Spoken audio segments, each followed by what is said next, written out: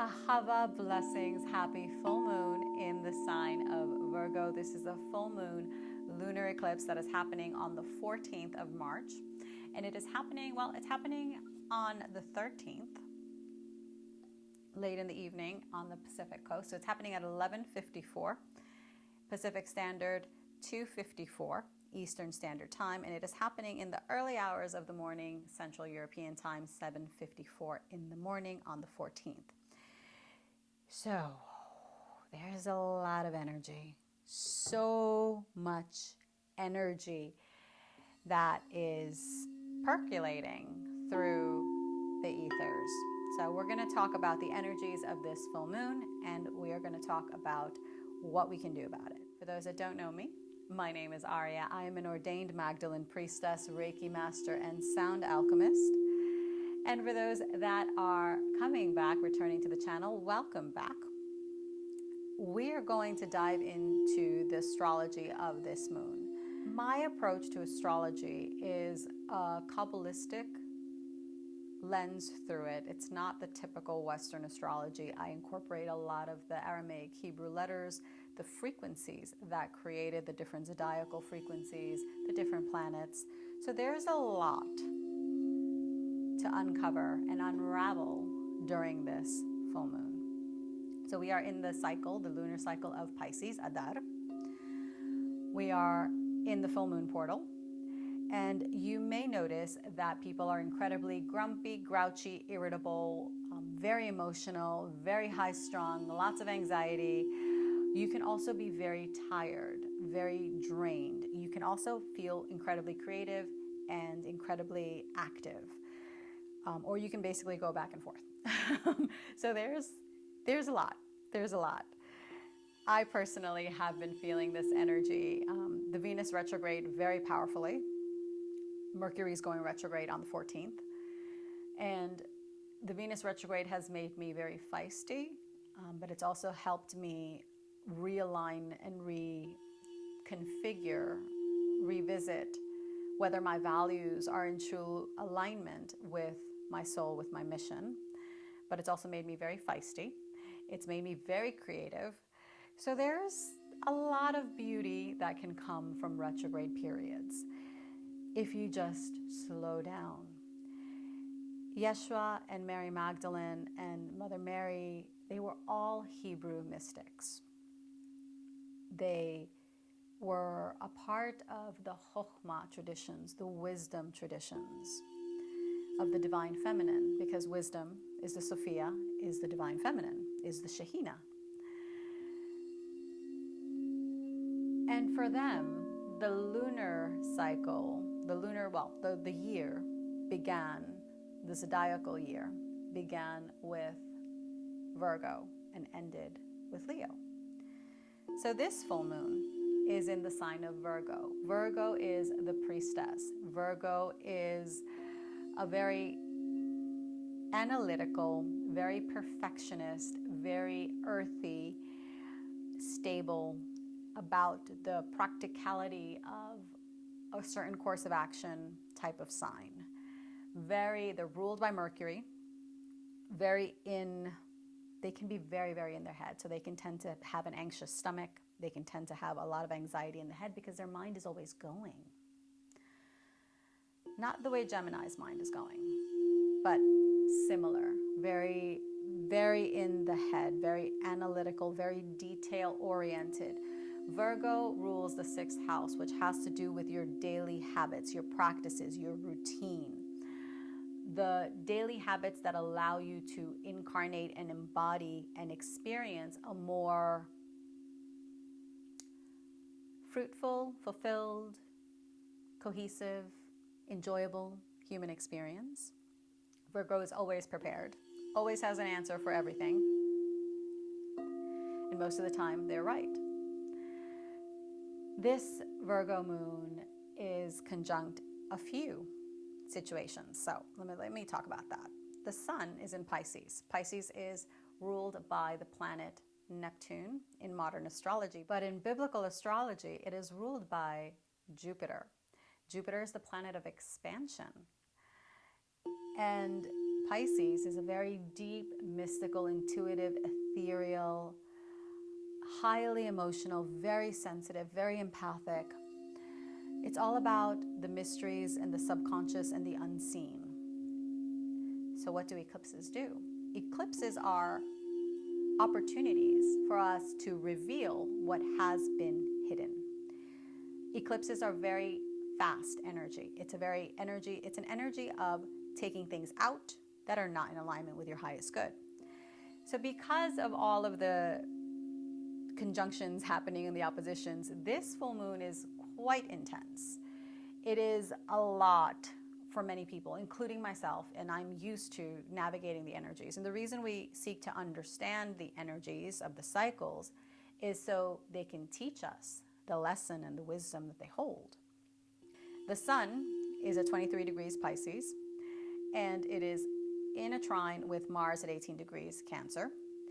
It is conjunct Saturn, very important, in a sextile with Uranus, and conjunct Neptune and the North Node.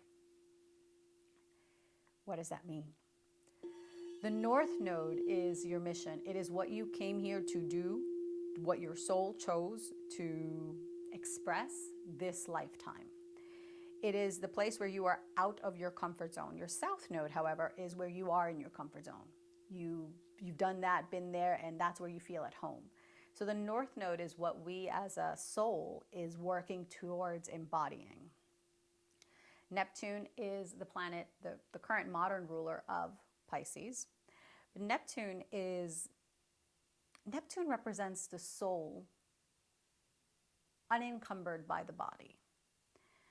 And that is very beautiful, because while Neptune can be seen and is often the planet of illusion, the planet of kind of deception, of mysteries, of kind of like, the secrets, Neptune is also the soul in its most authentic, real, expansive way. The soul that is in complete and total oneness with the divine. The moon represents your incarnated experience, your soul in the body. And not all of your soul is in the body, because it takes work for us to purify the physical vessel so we can fully embody and embrace our soul in our mission.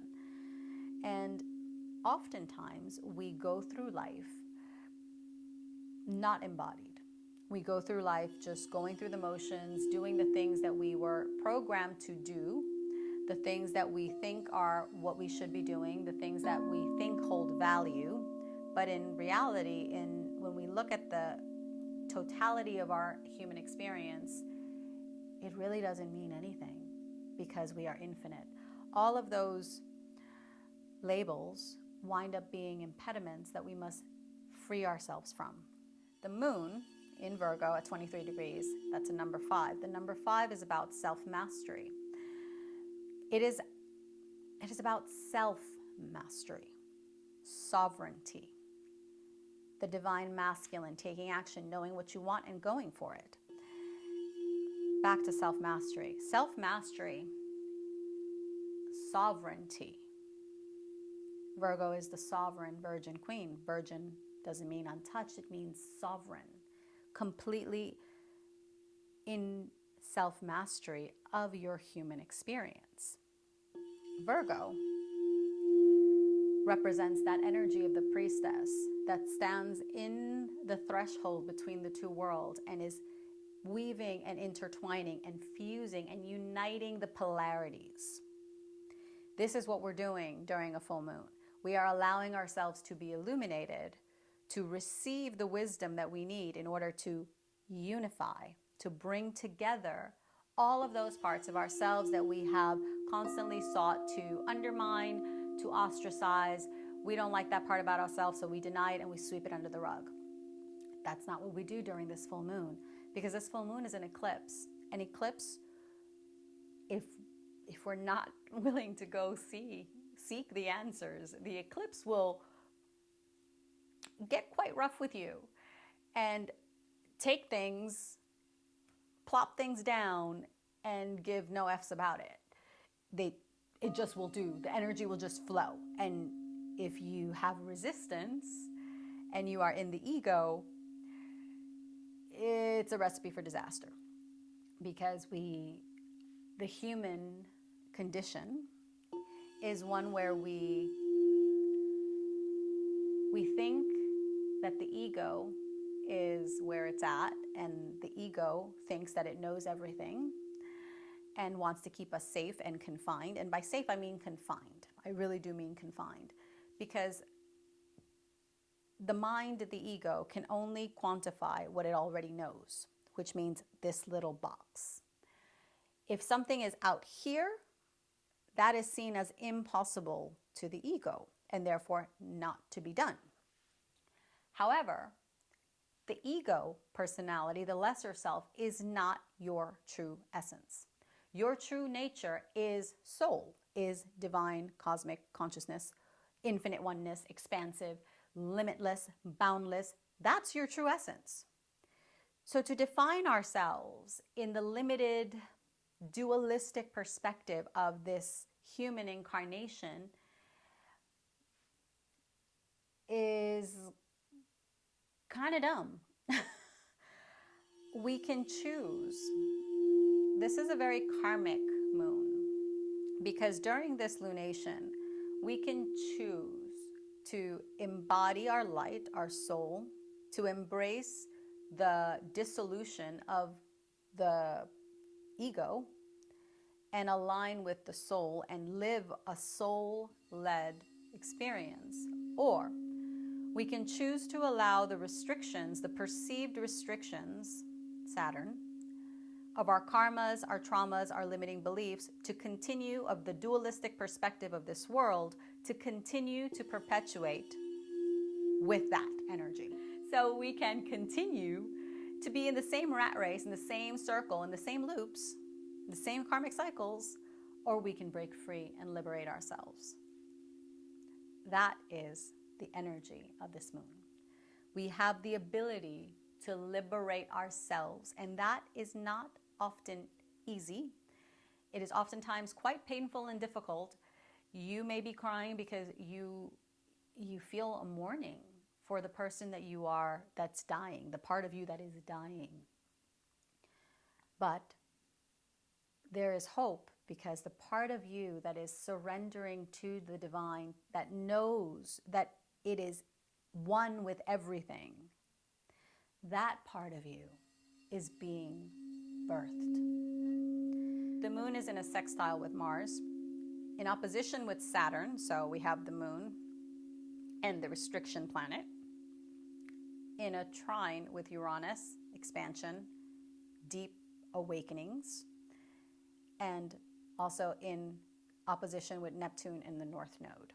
And on top of that, didn't mention this, Mercury, who's going retrograde, is conjunct Venus, which is already retrograde. So we are getting a profound opportunity to re-envision, revisit, reimagine, retool the way that we think, the way our values, our resources, our beliefs. So let's talk about beliefs, because this moon, there's a lot that has to do with our belief system. We can see in the world how there seems to be an endless supply of duality. The extremes are so polarized that people can only fight and just think that that's the only way to resolve things. They can only get angry. But there's very little, I notice, self-reflection happening. Everyone seems to think that the other is the problem, instead of understanding ourselves from the cosmic infinite perspective, where we know that we are infinite oneness and that everything and everyone is interrelated and interconnected to us. So everything outside of us is a mirror. And yet most of us in our human incarnation, we are all obsessed with being right, with having the victory, with the dualistic us versus them perspective. And that is the perspective that we must surrender. If we are to ascend and birth this new frequency because it's all about frequency. We are in the age of Aquarius. This is the age of the Holy Spirit. This is the age of an expansion in consciousness. Frequency, your sound, your voice, your words, your emotions, all of it create a geometry around you, an energy, a frequency that you hold that magnetizes certain experiences to you and repels others.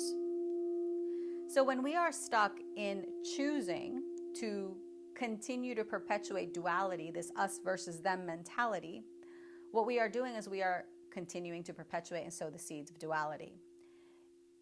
If we are not transcending the ego and duality, we're not birthing the fifth dimension.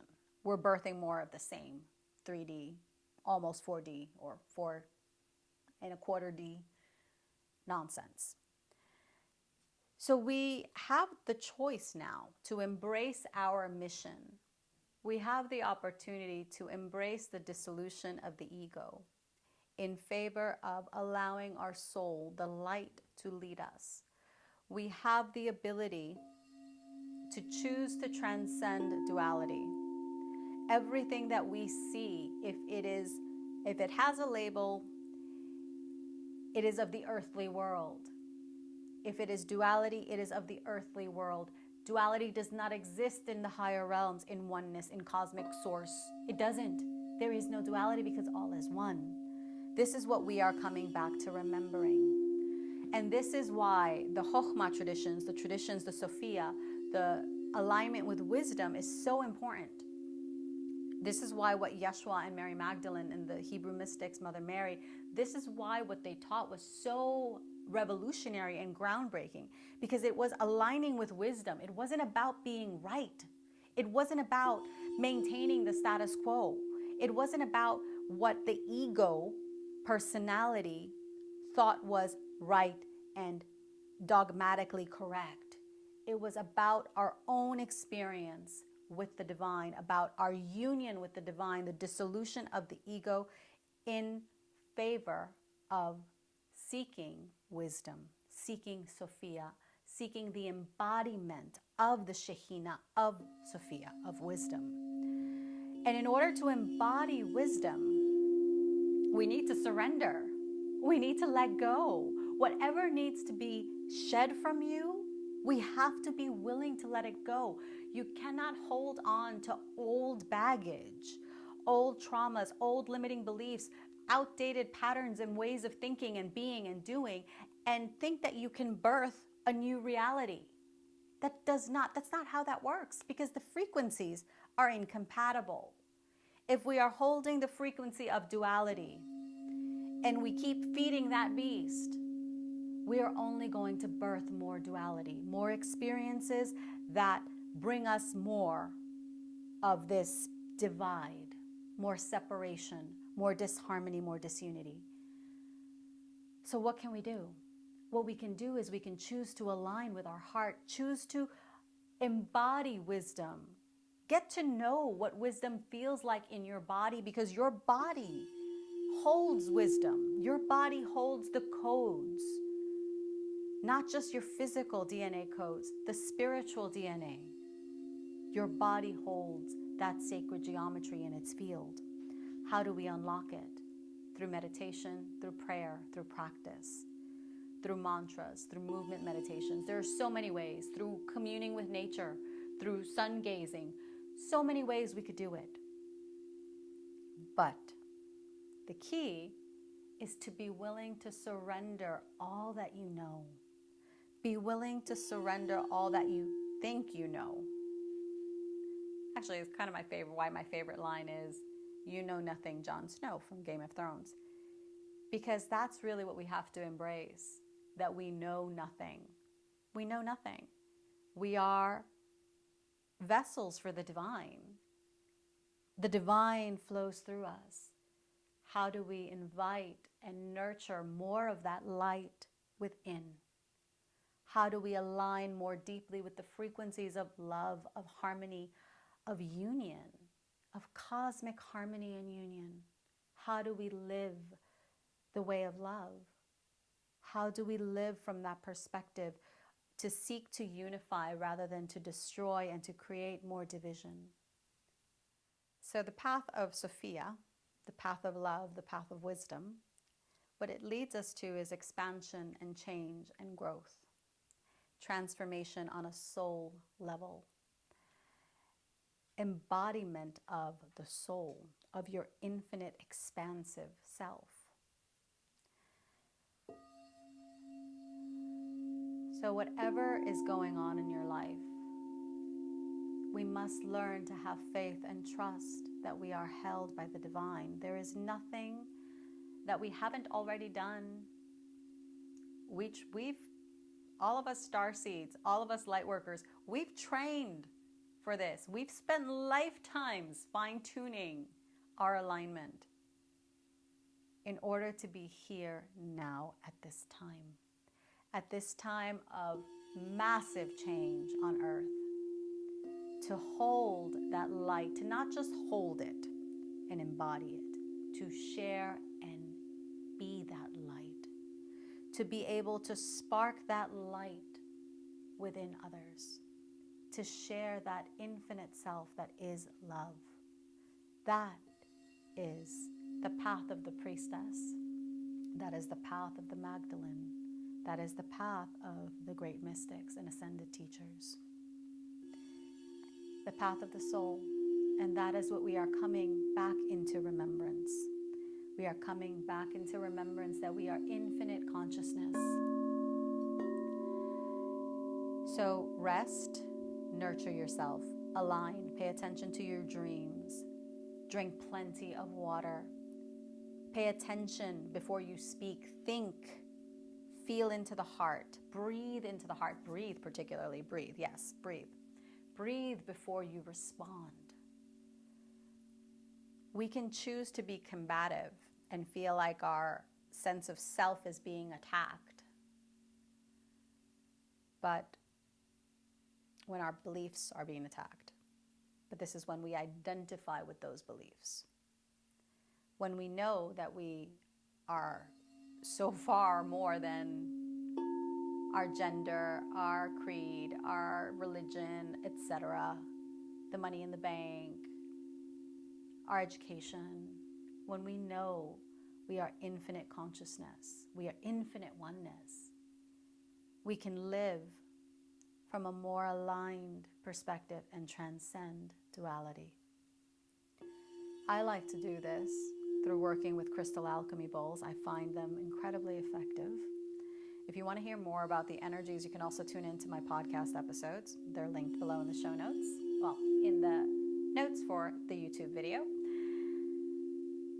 So I'm going to share a mantra that I've been chanting and singing for, goodness, it's been at least 35 days, 30-ish. It's been a while. And it's a mantra I find very beautiful. It is Hold the Shekinah, light of the divine feminine presence. And I find that it allows me to expand my vessel to receive more of that light. Hold the Shekinah. You can receive, you can chant with me once you feel comfortable. Aurea Shekinah. And particularly on this full moon, allow yourself to be illuminated. Allow this moon to show you what needs to be seen. Allow the eclipse to take out whatever needs to go peace out. Let it go. Having faith and trust that everything will be realigned in the best way possible for the expansion and embodiment and fulfillment of your soul, of your mission, of you, because you are your soul. You can have your hand on your heart, or your right hand on your heart, your left on your womb space. Hold the Shekinah. Hold the Shekinah.